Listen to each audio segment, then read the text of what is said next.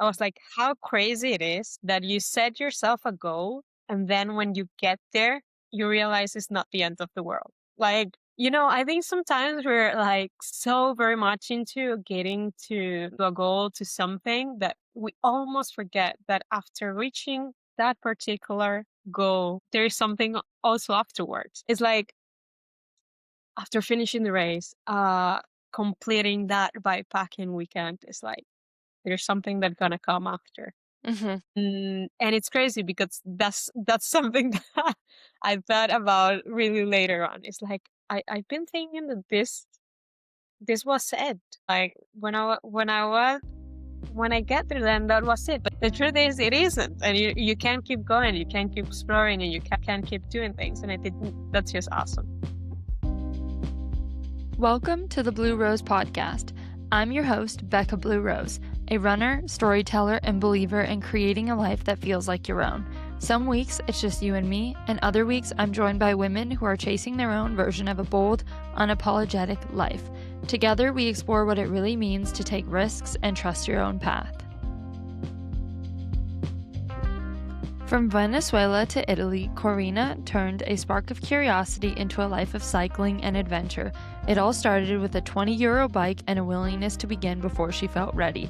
That same curiosity eventually carried her all the way from Italy to Barcelona by bike. In this episode, we talk about solo travel, overcoming fear, and building a strong community of women in cycling, plus practical tips to help you start your own journey. As Corina says, I'm curious about what my body can do. Let's dive in and welcome Corina to the show.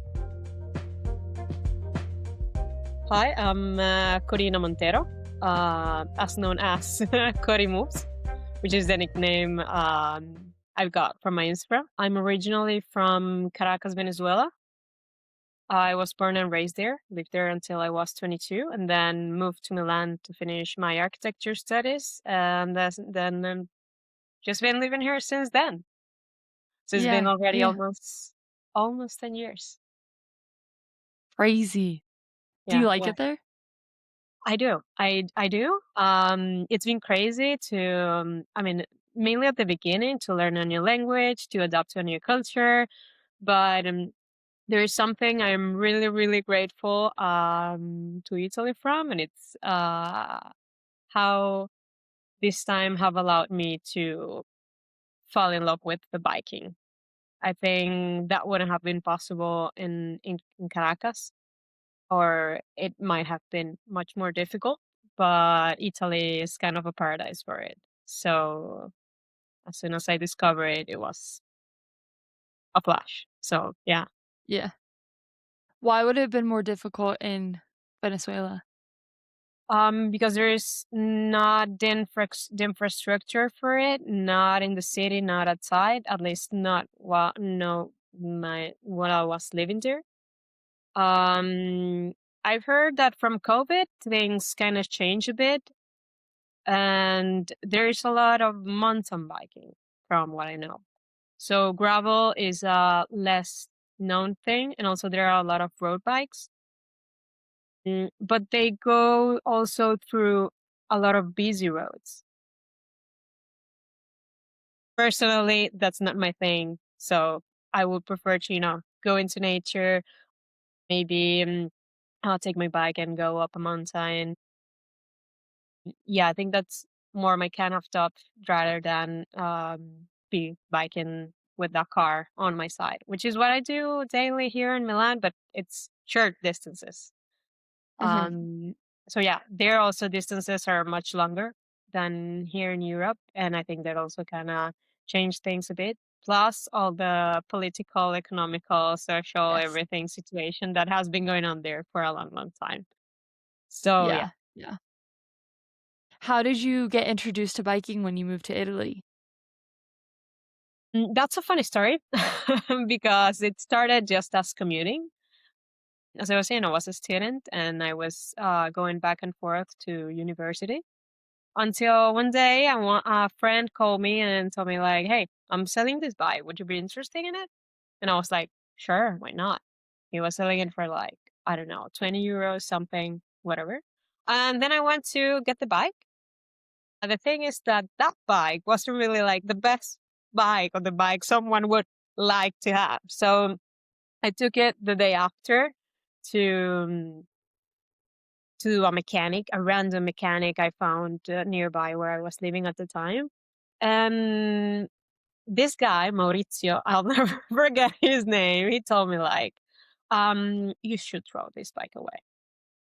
And I was like, but I just got it yesterday. Like, how am I gonna throw this in the trash?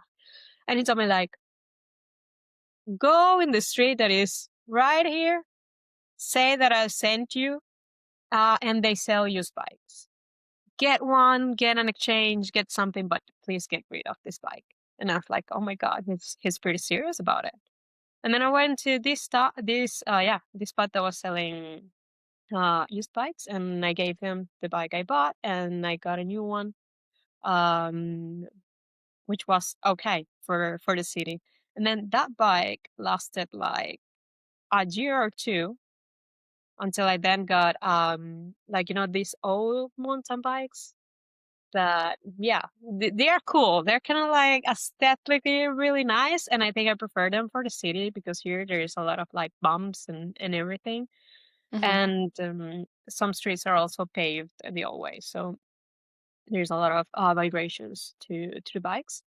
And so I got that one, and my old bike went to a friend, and then this bike that I've got lasted 2 years I think, until one day a friend of mine called me and he was like, I'm going to this city nearby. It's called Pavia. There is a bike lane, it seems, that takes you there. Do you want to come? I'm going with some friends. And I was like, sure, why not? Let's do that.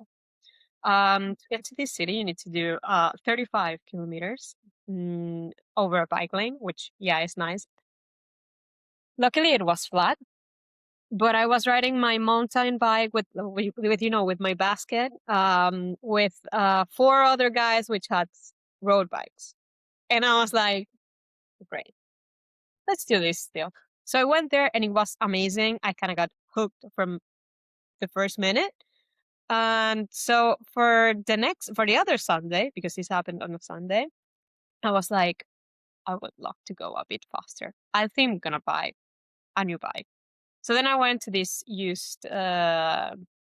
app that they've got here in which you can buy used stuff, and I searched for a bike, which I thought it was like the bike that I needed, a bike that was slightly um I can find a word. It's okay. When it weighs less, lighter, Like, slightly lighter, yeah. and that I liked because in that moment I was like so much into black, and it was black. It was beautiful, and I was like, okay, this is the one. I'm gonna buy it. And I think I bought it for like 100 euros, and I at that time I thought, oh my God, I'm paying like a huge amount of money for a bike. Like Yeah. this is an investment. And I was like, Mhm. okay, I got the bike. It wasn't the best bike then I discovered, but I fixed it. Like I took it to Maurizio, which was still my my mechanic at the time, and he was like, you know that you should, throw away this one too, but I'm gonna fix it anyway. And I was like, okay, great, thank you very much. And then I took the bike. I put this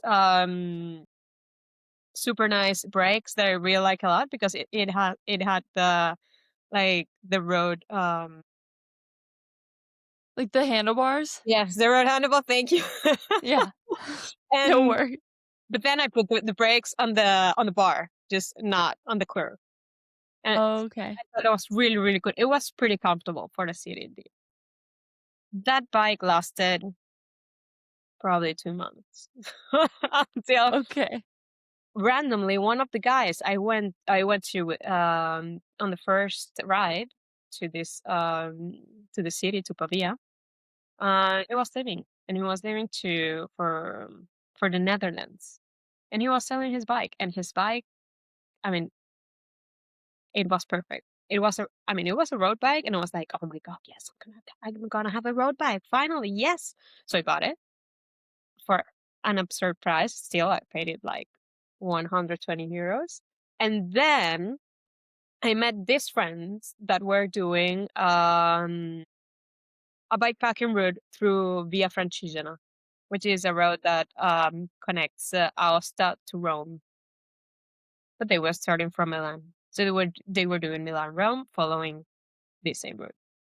And I came with them on the first 2 days, and that's when I discovered that you could sleep outside with your bike, and that was like, oh my god, that was mind blowing. So it was mind blowing version one when I did the first 35 kilometers on one sitting.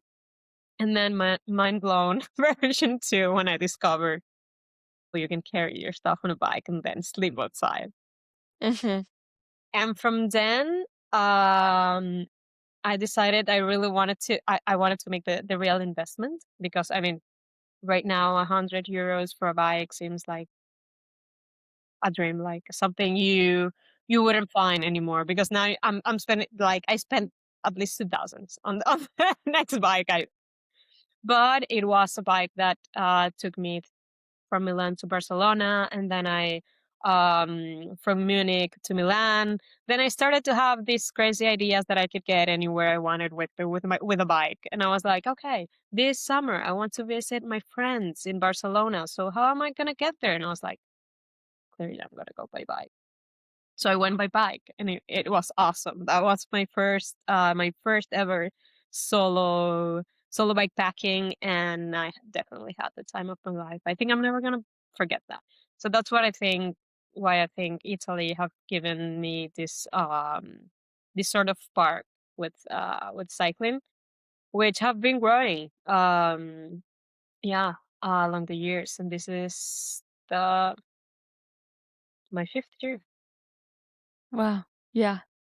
Well, and that's crazy too, because like, it wasn't just like a you got a bikepacking bike and then you started bikepacking. It was like, I just started biking in the city and I didn't even know that I could do that, and I didn't even know I could do 35 kilometers, and I think that that's so good for so many people to hear, because I think you can see what you're doing now, and it's like, she just, like, knew what she was doing the entire time, but there's, like, years in between you getting your first bike and then, like, going and doing your first solo bikepacking trip. Oh yeah, for sure. I think I went through every one of the steps, like buying the wrong bags. I mean, not the wrong bags, but definitely the bags you don't want to have for for your entire But life. you don't know what you don't know, you Yeah, know? exactly. But sometimes I think ignorance can be bliss, because when I think about this particular bikepacking trip, like, I didn't know anything about elevation, or um where am I, like, I decided, like, I took the full length of the trip and I divided in, like, I saw it there was like there were 1,000 kilometers, and then I split it in 10 parts, making each day 100 kilometers. Like, this friend, the one I went with on the first bikepacking, she told me, like, you're like the guys at the supermarket, the ones that cut the meat. You just decide and cut, not considering what's gonna happen in between. And I was like, I might have done that. But luckily it all went well. I did have my first fall on the bike. I did met super nice people. I fought the wind in the south of France. But I mean, the wind at least was super smelling super good, because there was lavender all around. So that was super nice. Then there was a day with rain, in which I had to pedal in anyway, because I wanted to still do the 100 kilometers. And I was like, okay. And the last day was amazing, because well, the first 2 days or 3 days I had friends with me, and then the last one too, from Girona to Barcelona. And then one of my best friend was waiting there for me with her family and everything. It was like, oh my god, this is like a party. So I Mhm. think those were the things that actually make them more special. But before that first bikepacking experience, I was pedaling with my sneaker. I didn't even have the SPD clips or anything. I had decathlon clothes, and it was good. I mean, it was still possible. It's still possible. So so yeah, I went through every step.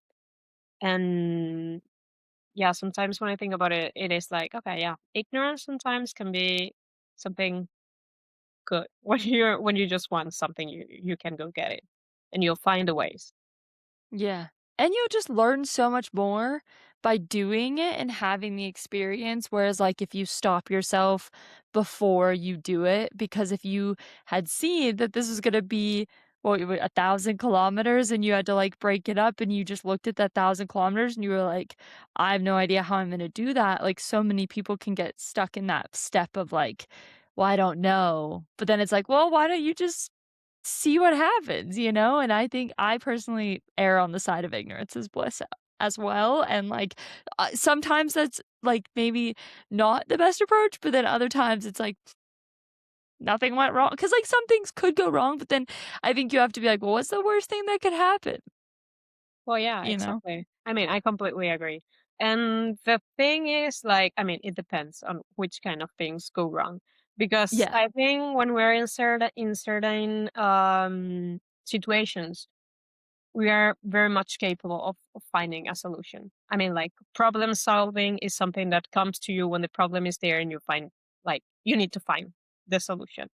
Of course, it doesn't apply for every situation in life. That's not what I'm saying. But for example, if you got a flat and you need to fix it, you'll find a way to do it, even if it is sitting on the side of the road and watching a YouTube video, or calling, I don't know, your favorite mechanic and telling him, okay, this is what's going on. What should I do?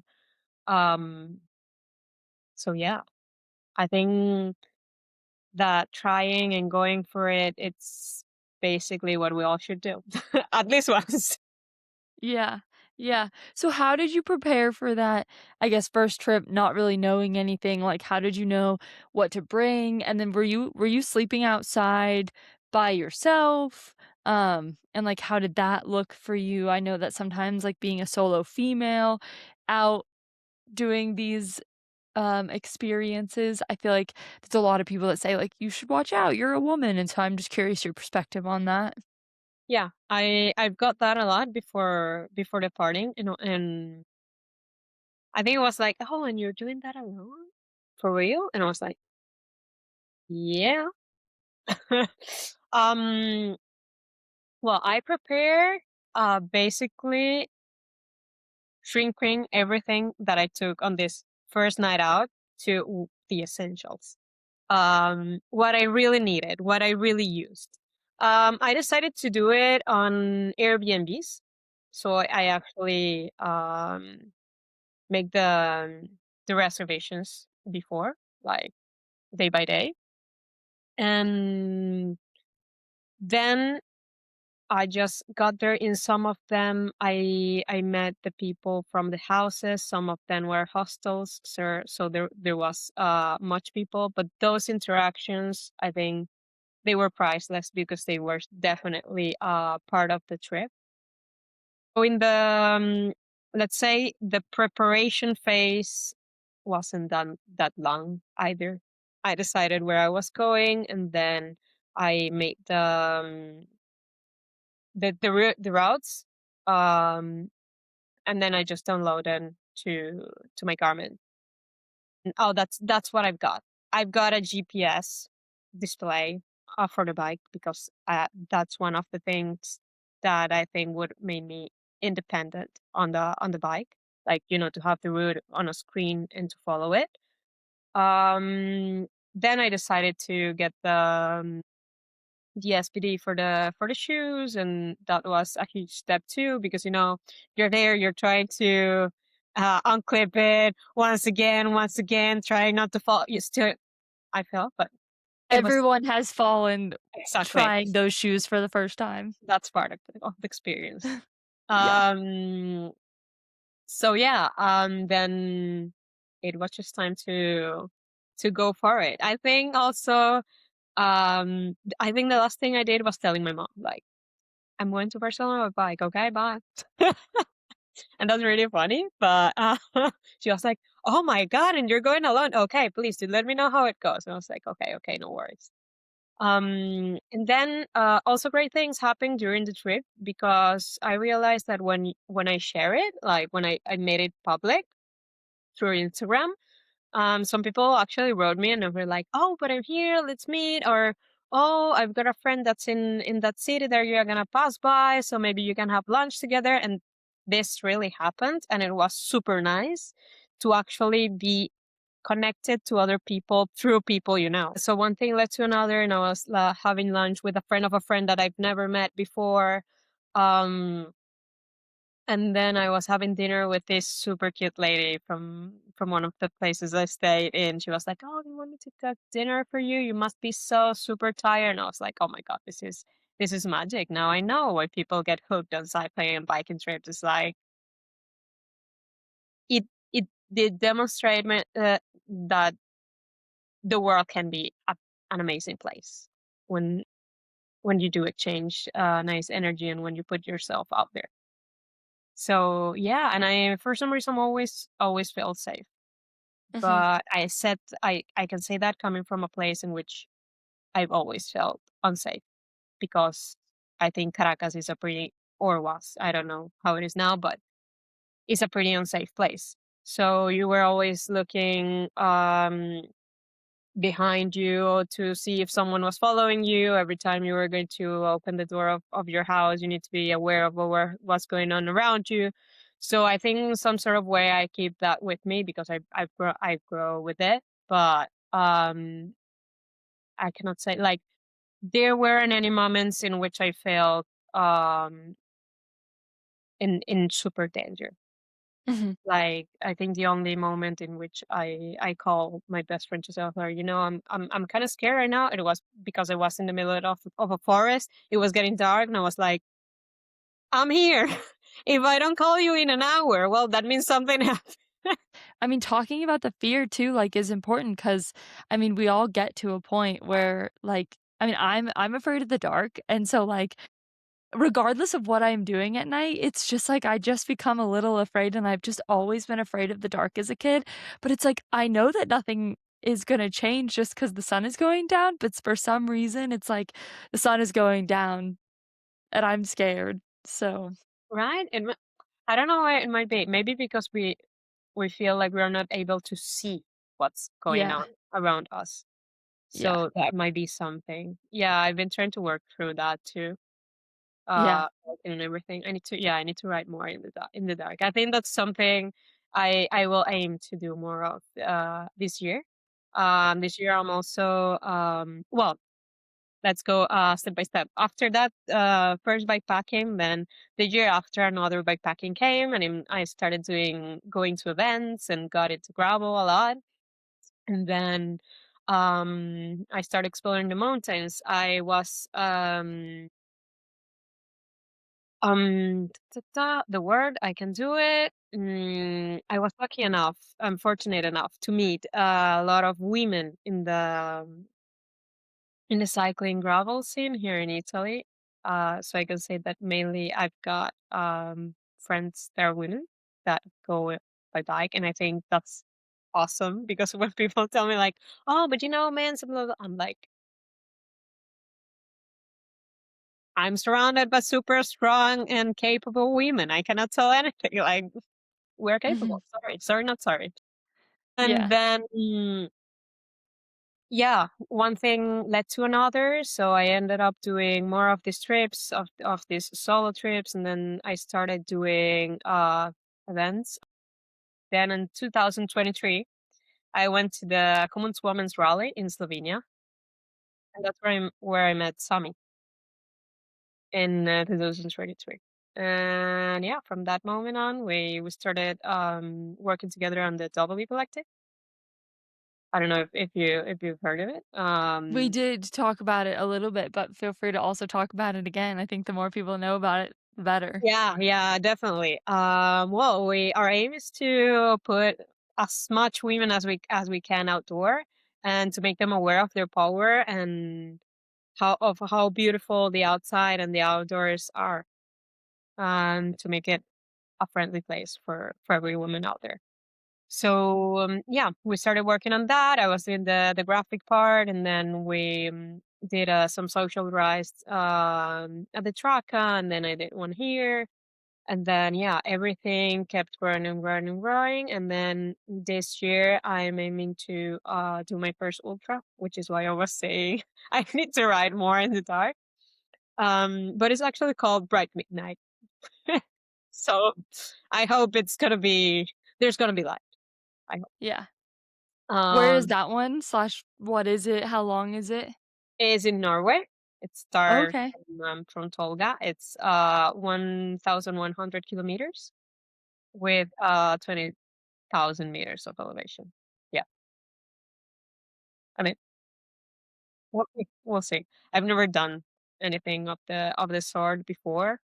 But it's making me more and more curious about how my body works, and what can I do, and what do I feel capable of doing, because I think a really important matter also in cycling is mentally. What do you think you can do, and how far your head can take you? So yeah, that's pretty much it. That's When you were just getting into cycling, were you, like, training for these solo adventures or, like, or are you just starting, like, you're like, "Now I'm training for this thing," and, like, have a training plan, or how are you kind of going about getting ready for that? Because I'm also curious if that's kind of changed.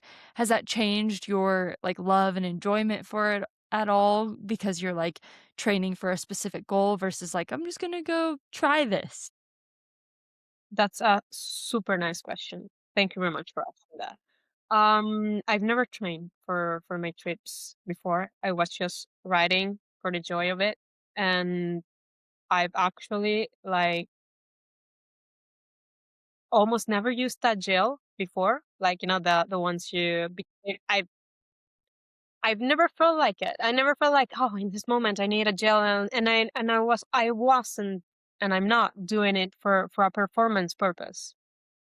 I was doing I'm doing it because uh cycling can take me to new places, because I've been in many parts of Europe thanks to my bike, and because I think through that, and through my energy, to what I see, to through what I do, um, that's a lot. But no, I haven't trained, not for a particular occasion, but I do think that riding consistently for a long time do change things. I mean, it's not that I took the bike, like I was commuting one day, and then the other one I was departing for a bikepacking trip. Mhm. Things, as we were saying before, they escalated naturally, but they did escalate it consistently. So from that Sunday, I went to do these 35 kilometers. Let's say Sunday after Sunday after Sunday after Sunday, I was getting on longer trips, and then, as I was saying, this event starting to show up, and then maybe you got into the event that it's 200 kilometers in a weekend, and then you need to go back because you need to come back because you have to work on Monday. So you start doing 100 kilometers, and then 100 kilometers, and you realize that doing 100 kilometers at that time with your physical condition is like, I don't know, 5 hours, 4 hours and a half, and then you're like, okay, this could be a good amount of time to ride on this backpacking trip I'm doing. That's what I thought when I was splitting the days in 100 kilometers. So so far I cannot say I actually never did a bike fit until this year, which is the thing. All people always tells you, like, you need to do this because otherwise. And I was like, my body was feeling good, my bike was feeling good, I had no pain issues, and I was like, I'm just gonna keep going until it is. And I decided to do it this year because last year I changed like 3 bikes, and I was like, okay, maybe this time is the right time to do it. And I did it, and it was really good. I think it actually changed some details on how I pedal. But actually, until this year as well, I've never had a roller, like, you know, the ones you use in winter. Mhm. And did that change my perspective about winter training a bit? Because now I can train indoors, which is awesome. It also have taught me some things about numbers that I didn't know before. Like I wasn't even looking at what like power for me. That was like, yeah, sure. I was thinking about kilometers an hour. I was thinking um kilometers, just Yeah. that. Kilometers, and what am I going to see? Mhm. Is that mountain view going to be worth of these 20 kilometers I'm doing of climbing? By the end of the climb, I'm going to be seeing something that's very much unique. That's where I want to be my head in. Also about the roads, like they were getting tougher and tougher as time went through. Like I started with 40 millimeters gravel tires, and I'm at a certain point I was like a 52, and I was like, okay, there is something we need to fix here because Yeah. it's gonna stop being gravel at a certain point. But yeah, I'm trying to be even more consistent this time since the ultra is in July. But by consistent, I mean doing something every day. It's not like um I don't have a coach. Um not at the moment. I don't have a knitting plan or anything of the sort. I'm just like, okay, if I want to do this, I need to be able to do these things before. So step by step, I'm like trying to put myself in situations that I think I'm going to find there. That's going to mean getting comfortable to riding on longer days, getting comfortable in like doing things outdoors, everything outdoor, spending more time outside. And I think that's what I'm going to start doing from what I'm doing actually from this Mhm. winter. And yeah, that's pretty much it. As I said, step by step also here. Like, but Yeah. this one have been kind of slow. Like I think I could have done the bike fit before, but this was the right time. It came. But I also think there's something to that because, like, I know so I'm more of a trail runner. But I have recently gotten into cycling. I got a bike like 2 years ago, a road bike, and I got it, same, like, for, like, $400, which is, like I got it used, which is, like, nothing compared to, like, what you could spend on a bike, and it's lasted me. I still have it. It's been 2 years, and I think next year I'm like, "Okay, I think if I'm gonna keep cycling, like, I kinda should get a new bike."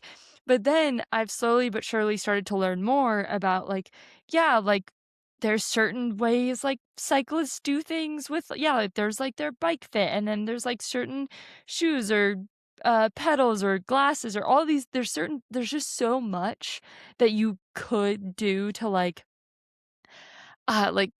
I don't know, it's just, like, things that you don't need to know until you need to know them kind of thing. It's like, until I decide to do a race, like, it doesn't really matter how fast I'm going or, like, how long it takes me, and I think that I just wanna be outside, and I just wanna see beautiful things, and I did my first bike packing trip last summer, um, and it just, like, it was terrible, like, I was not I was just, like, not What do you got prepared, like, to? didn't What happened? well, I live in Utah, Okay. and so there's actually at least in Salt Lake, like, I don't think there's a ton of amazing places to bike pack, and so we kind of just were, on we went bike packing, but just, on a road, just on, a road where cars drive, and we were like I think for me, I would be like bike packing would be more for, the views and, the adventure of that, but I think we were like, we could have just driven here, it was this whole, I don't know, and then I was on this bike that I borrowed from work that was, like, the tires just kept popping, because they were not amazing and the little, like, pokies just kept getting in them, and it was freezing, and we were researching, and it was like, bring freeze-dried food because it takes up less space, but this freeze-dried food was terrible, and so we were like, "Next time, we gotta do this better," and then we woke up like, the night was just so cold because we camped, and it was early summer, and so it was, like, freezing cold, and so we were supposed to, like, stay longer during the day, and we ended up just getting up at, like, 6 in the morning and getting on our bikes and being like, "It's time to go home." And it was just, like, a one-night experience, um, but I learned a lot, so there's that, but I think that if I did it, like, when I do it again, it would be very different, but yeah, still just, like, slowly in that process, but it's one of those things with biking, there's so much to learn that it's like I could spend days, weeks, months, like, Googling and trying to, like, get all the information, or I could just take it as it comes and be like, "Okay, now I'm gonna buy bike pedals, now I'm gonna buy this new bag, now I'm gonna get a bike fit, now I'm gonna learn about fueling," you know? I mean, like, I'm really sorry the bike night went that way, but I'm sure it's gonna be better the next time because you're more Yeah. prepared. Like, you know Mm. what can go wrong. You know the things that maybe you missed. Maybe you're going to check the temperatures when on the night before you get out, or even just change the route through some ways in which you are not pedaling with that much cars. But Mhm. those are the things. Those are the valuable takeaways you got from your first experience. Mhm. And I think that's pretty good. Congrats on going up for that one because I think that's something we often forgot. It's like not everything is going to be pretty at first, but it's going to be. And that's gonna teach you much more than if it just goes well at the first try. Because of course, going for those 35 kilometers with these guys wasn't super ultra pleasant, but it was amazing what I was seeing, and that's what keeps me going, what I Mhm. was discovering. So, yeah, I think experiencing and going for it is priceless. Is the fundamental thing on it, and I'm sure it would apply as well on your trail running. I don't know if you've Yes. been doing it for a while, but I think it like with shoes, with socks, with whatever you use for hydrate or to Yeah. f- fuel yourself. Mhm. Yeah, I mean, I started that also, like, 2.5, 3 years ago, like, very much still, like, getting into the world of endurance sport, but, like, I think most people that get into it, it's just, like, the, like, feeling of how amazing it is to use your body to be like, "I get to see these incredible places and do these incredible things and just be in the mountains all the time," and I think that that's why we all fall in love with it, is just, like, seeing what we're capable of, because I think before I have done some of these things, I'm like, "I don't know if I'm even capable of doing that." And I think that sometimes the world has a way of making us feel like we're not as capable as we are. Yeah, So it's true. The thing is that well, the nice thing is that we have the chance to mhm, discover it. Like the yeah, roads are there, the days are there. Like now I cannot see a sunny day and say like, okay, I'm staying home because that's like, you know what, in winter I'm going to think about this day. So I'm just gonna go out. No, not like today that exact thing happened to me. I was like, okay, today I would like to go for a ride. And then I just stayed in and did some work I needed to do and I was like, okay, where am I gonna go? And I was like, I should have left this this thing planned yesterday. I'm not going anywhere today. I was like, okay, I'll go for a run, like, for a change because I haven't been running lately. And it was probably one of the best run I had in a while. I was like, mhm, okay, this feel good. The temperatures are getting much better. And I was like, okay, yeah, definitely the right decisions. And so yeah, it felt good also if it wasn't cycling, just to spend time outdoor and yeah, kind of I think it also makes your head feels lighter after a day at work, a day or of doing your things or whatever. It kind of download, debrief yourself. What do you do outside of cycling? Like, what is your 'cause I think something that I like to also talk about is, like, right, like, you're going on all these adventures. Where are you finding the time to do this? Because right, like, at least for someone, if I'm talking about someone that's working, like, Monday through Friday, and then it's like, "Oh, the weekend's coming," but then sometimes people don't end up doing a lot on the weekends because then they're like, "Well, I wanna, like, rest," or because the week was so busy or so I'm always just curious how different people fit endurance sports into their life, how you fit adventure into your life, and just keep that going through probably what is busy in life. Okay, yeah, this is also an also super nice question because in my case it's been changing, like ever changing since I started cycling. Because when I finished my studies, it was it was COVID. Like we were in the in the COVID all. So then I started looking for a job and find one which was outside of the city. So I had to take a train every day of the week, 1 hour to go there, 1 hour to come back, and that was devastating. I came home devastated, like at 8 in the night, and I needed to get ready by 6 in the morning the next day, and I was like, okay, this is gonna be tough. Fortunately, that didn't last long. I found another job 2 months afterwards, which was near, and I could go by bike. So that was nice. I was working full time, so Monday through Friday, and then on the weekends I would spend almost all the time I could on the bike. Then while I was there, I was also sometimes running in the morning before going to work. So I tried to mix it a bit just to move. And that in that moment, I was just trying to move to get into a healthier lifestyle. And I started realizing that it actually helped me a lot to be outside. And so yeah, that was for at least 2 years or something. Then I changed jobs again and I went to another studio that was doing interior design.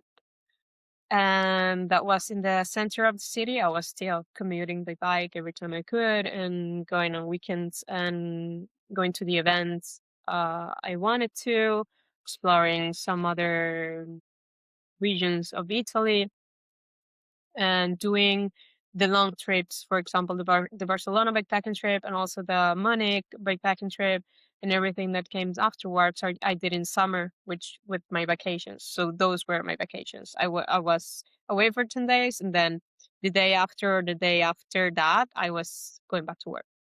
And I am from the events also, like when they were getting longer and longer, I would come back by train Sunday night and then Monday straight back to work at night. Which was, yeah, my body was really tired, but mentally I was clear and I was feeling good. And I was actually happy that I did something with my weekend that was different to what I was doing years before. And I was also very, very happy to discover new places. So I had like a lot of stories to tell and pictures to share and definitely new memories because in the end if you do it with friends or if you meet new people, that's a story that starts. And I find that pretty special. So I kept doing that for as long as that job lasted. And then at a certain point, 1 year after I was there, instead of asking for a raise, I asked for a free day. So I was earning the same, but I had Fridays. I have free Fridays. Oh. And that was a bold move because then I think that switch actually helped me to get more more and more into the cycling industry. So I was away at that point from Friday to Sunday. I tried to um yeah, to take advantage of every day I had free to go on a ride or to do something different, to explore some new places, or to dedicate some of my time to career moves, which was taking more and more of my time and everything else. And then lastly, the studio had to shut down. Unfortunately, I mean, not shut down, but we didn't got any more big projects to keep standing. And then at that point, I was very much into core moves, and I wanted to switch things a bit. So I wanted to start doing more graphic design and getting a bit more and doing something more bike related. And then a magical thing happened, and it's like it's crazy to tell this story. Every time I tell it, it's like, oh my god, this really happened. Mhm. And there was this bike shop. It's an historical bike shop near to the studio in which I was taking my bike because it was comfortable just to have it there a few steps away from the studio, so I could just left my bike if I need something in particular that I couldn't do myself. I would just leave it there, and then I started chatting to the mechanics, and then we became friends. Also, the owners are super friendly, and I was like, okay. That day, when I realized when I talked with my former boss, and he told me the situation and what was going on, I was going to pick up my bike the same day, and I was talking to one of the mechanics, and I was telling them like, yeah, I'm sorry because maybe we're not going to see each other anymore this often because I'm not going to be around anymore because this and that is happening. But I want to do this, and then one of the bosses of the one of the owners of this shop was listening, and like 5 minutes after, he asked me like, we're looking for someone to do this and that. We can have a meeting if you're interested in the role. And I was like, you gotta be kidding me. So, yeah, that meeting led to the job I do today, which is graphics and social media for this historical shop in Milan. And yeah, things just starting to move from there. And I'm pretty much into doing that for bikes, and also um going with it with the for the doing it for the W collective. And there's also another collective being born and raised here in Milan at the moment, which is a woman collective, and it's something I'm pretty excited about and happy to be part of. So yeah, things started to move from there, and this happened almost exactly 1 year ago. So Wow. it haven't been that long. So Mhm. yeah, it's been pretty crazy, pretty gnarly. Of course, that there have been sacrifices made, but so far so good. I'm still out there, I guess. Yeah, that's amazing to just follow the seeds, like, I just love the, like, just following what comes to you and just being like, "This is awesome, I just lost my job and got a new job, like, in the same day without even, like, trying," you know? It's crazy. It is crazy. But I think it's the sort of things that you somehow call with your actions and with what you are doing. Like, I don't think it's something that happens from one day to the other, but you actually work for that maybe without even without noticing. It's like you think about it, you somehow move for it, and then eventually it's gonna happen. I think energy works that way. Yeah, So yeah. Well, and also speaking it into the world, like, you coulda just went to the bike shop and not said anything about anything, and they would have never overheard that conversation, and so I think that's so important to, like, tell people what it is you're trying to do and what you're looking for because it's like you never know who's there it only takes one person to hear you say that once, and then they're like, "I know a guy." So, yeah, exactly, yeah. exactly. I completely agree with what you just said. It's like it's amazing what talking can do. Always from a place of I think of honesty and of real things, because I think that's what really resonates and connect more with people. Like if people are willing to listen, that's a great thing. And I think that also will make you be surrounded by the right people and that with people that really resonates with you. Because I think also context can shape you. And that's what I was saying. That's why I was saying earlier that for some reason I've always been surrounded by super strong women from when I started cycling. And I think I find that pretty particular because I've met other women that have been surrounded by only men of that have never found someone to ride with. And if there's something I feel really grateful for is that every woman that I've met through cycling have taught me something and have really made me see that many, many things are possible. For example, I mean, the best example is Sami. Like I think she's the one of the most resilient people I know. And she never says no to an adventure. It doesn't matter where or what. She would never say no. If it's, Yeah, a challenge, she's going for it.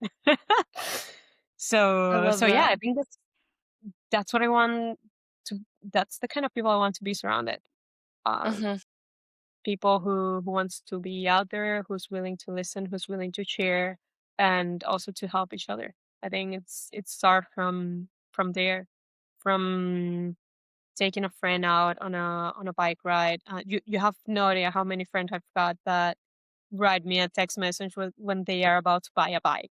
It's like I decided I want to go to work by bike. Which bike do you think I should get? And I was like, oh my god, are you really asking me that? This is such an honor. And Yeah, then it's super nice because they would go then into some rides with you, and I think that's awesome. I mean, that's what's behind uh, the True Collective I'm part of at the moment. yeah, So yeah. so yeah, how how do you get into trail running? Was it something you Um, were particularly interested in, or something someone took you to? no. I mean, I have actually I think when I was in college, I um I went to New Zealand with one of my friends. And that was, like, the first time I had ever been, like, backpacking or done, like, a ton of hiking, and so that kind of just, like, started my introduction into being into the outdoors and just, like, being outside all the time, and then kind of fast forward a few years, I moved to Switzerland, and I was working at hostels in Switzerland, and, I just started going for, like, trail runs as a way to, like, move through the mountains faster, but, like, I'd never really trail run before, like, I was still really, like, mostly into hiking. And then when I got back from Switzerland, I signed up for my first marathon, and so I did my first marathon, and then I just was like, "But I like this in the mountains so much more." And so then after I signed up for my first marathon, I signed up for my first 50K, which was a trail 50K, and I knew nothing. Like, I ignorance was very much bliss in this situation. Like, I was talking to a guy on the chairlift skiing, and I told him that I was getting into running, and he was like, "You should do this race." And I said, "Okay." So I went home and I signed up for it. And I had like no idea what I was getting myself into. I did not know that this was like apparently one of the hardest races in North America. Like, no idea. Um, and so yeah, I did that, and I was like, "Well, if I can do that, like," and so then a few months later, I signed up for my first 50 miler, and then, um since then, like, I started by signing up for races, and then now, like, last year, I didn't really do a ton of races, and this year, I am doing my first 100 miler, um, but it's mostly out of the, like, joy and excitement of, like, how many big weekends I'll get to do, like, I'm just like, "Well, everything is training for a 100 miler, so I'm just gonna go out into the mountains and camp and hike with my friends." Um, yeah, so it was very, like that was probably over, like, 3 to 5 years and, um, just kind of getting back into, like, really just wanting to be outside and then wanting to be able to see as we do, like I think same with bikes, it's like, well, if I run, I can see more things than if I walk or if I hike, and then I don't have to carry as much with me, and, then you just kinda get hooked. So, yeah, Oh, that's crazy. Well, congratulations on that. Please thank do you. keep me updated on how that 100 miles go. I'm pretty I curious. I will, and And then then, we'll see what yeah, happens. Like, I feel like it's just like, while I love trail running, I'm also like it's hard because I'm like, "How do you do all of the sports?" And I'm like, "Well, I wanna trail run, and I wanna bike pack, and I wanna" I don't know. There's probably a bunch of other things I could do, but so you can do more than one thing, and I think that's something we sometimes forget, that it's not mainly about doing one thing. It's like that's the reason I went running today. It's like, okay, yeah, but I can do this too if I want. So you yeah. can go bikepacking if you want and still run your 100 miles if you want. Just a thought that came to my mind when you were talking about your first 50 miles. I was like, how crazy it is that you set yourself a goal, and then when you get there, you realize it's not the end of the world. Like, I think sometimes we're like so very much into getting to a goal, to something, that we almost forget that after reaching that particular goal, there is something also afterwards. It's like after finishing the race, uh completing that bikepacking weekend is like there's something that's gonna come after. Mhm. And it's crazy because that's something that I thought about really later on. It's like I've been thinking that this was it. Like when I get there, then that was it. But the truth is, it isn't, and you can't keep going. You can't keep exploring, and you can't keep doing things. And I think that's just awesome.